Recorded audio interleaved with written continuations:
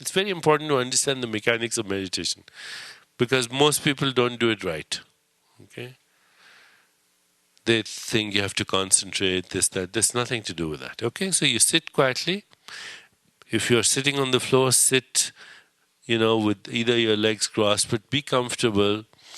If you're sitting in a chair like I'm sitting, then sit with your feet grounded and your your hand should be in your lap. Okay? Back relatively erect. Don't slouch. You're going to sleep otherwise, which you might be needing anyway.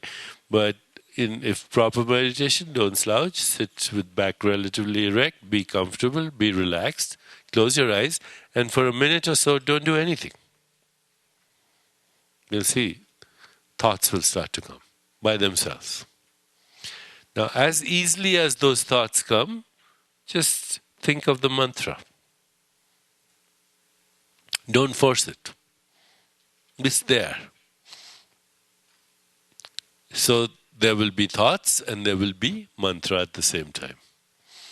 And as you start to think the mantra, and you can have the attitude that you're not reciting the mantra, you're remembering the mantra or you're listening to the mantra. Just an inner attitude. So you're not too focused on it. Because if you're too focused on anything, it's surface. It's mental. So now what happens? Thoughts are coming, mantras coming, thoughts are coming, mantras coming. Everything starts to get a little uncertain. You're getting there just by the fact that things are getting uncertain. Thoughts are random, mantra is random. There's a proliferation of uncertainty. Thoughts become vague, but also mantra becomes vague.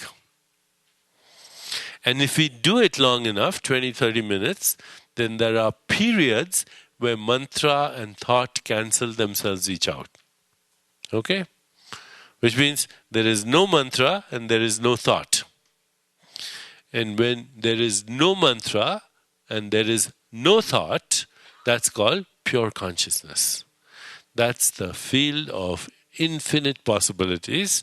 That's the field of pure potentiality.